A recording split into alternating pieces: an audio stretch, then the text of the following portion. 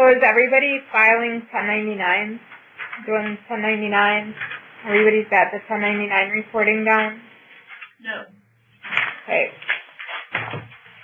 Let's go over how QuickBooks tracks 1099s. Under the Vendor Center, if we pull up, let's do a new vendor.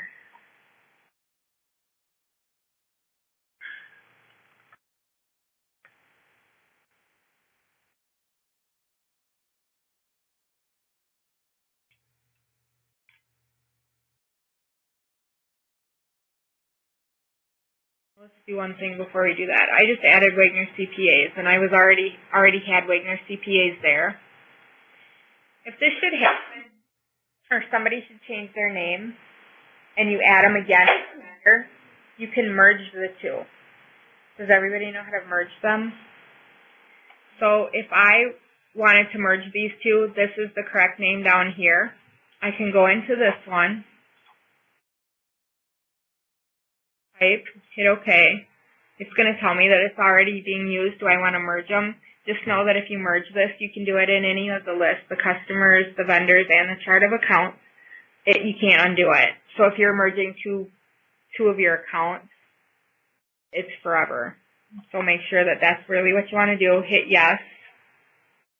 It's telling me that it's going to modify transactions in a closed period. That's okay, because we're really not doing anything except changing the name. And it gets rid of the one and puts it in together. So it's a nice way to kind of clean up your list if you've got multiple items in there with this that are really the same people. So back to the 1099s.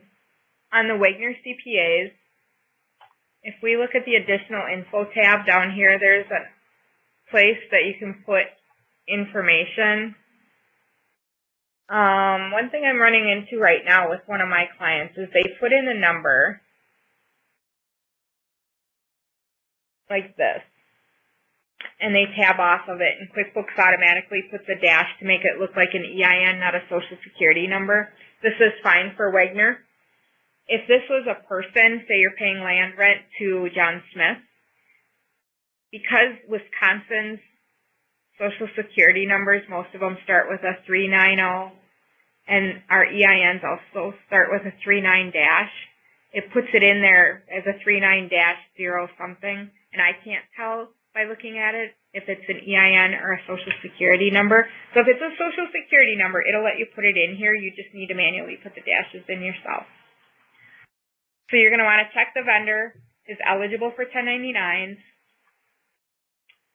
Put in the EIN number. Hit OK. And we can run a report. Under vendors, print e-file 1099s.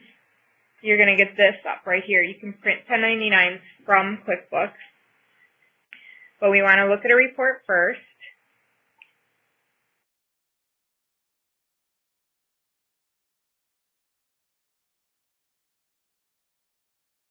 And not that one. This report down here is what I was expecting. I'm going to select all right now. Obviously, I just want last year, but I think this transaction that's under here is in 2012, not 11.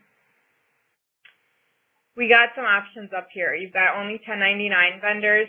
We can pick all vendors, which I would suggest. All allowed accounts and use the threshold, which is the $600.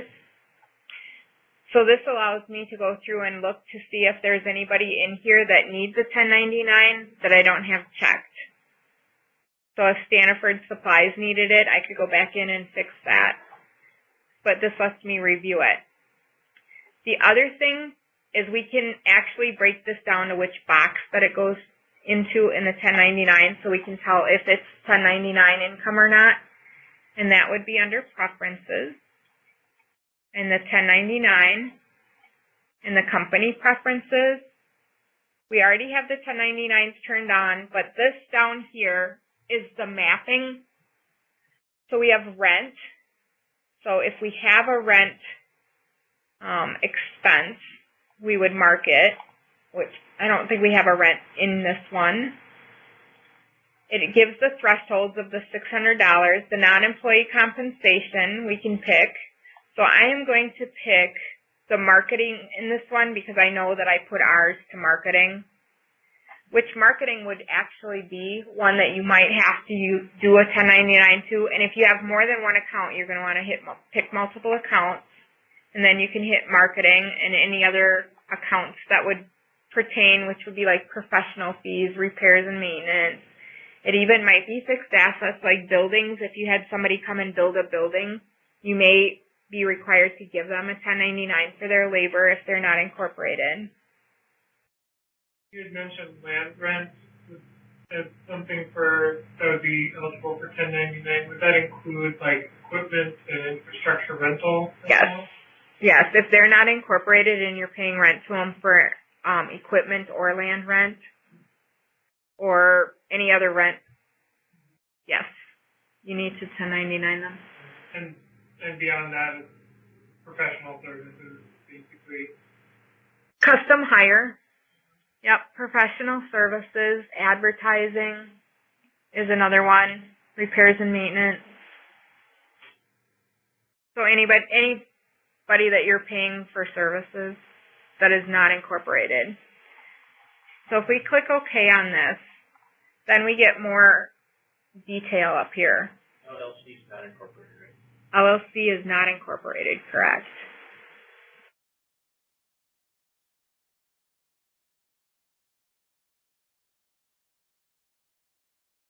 So let's put a check in here to Wagner so this actually shows up.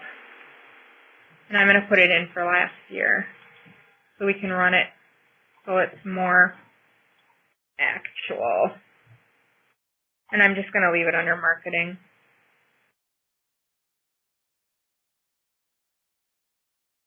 And do last fiscal year, last calendar year. And then we can see right here that it's showing up that we need to give them a 1099 for $1,000. And it goes in box 7.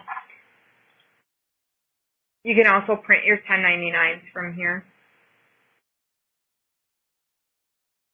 Unfortunately, W-2s print on plain paper from QuickBooks, but 1099s have to have pre-printed forms. Hopefully someday they're going to come out with that where they can print the form along with it.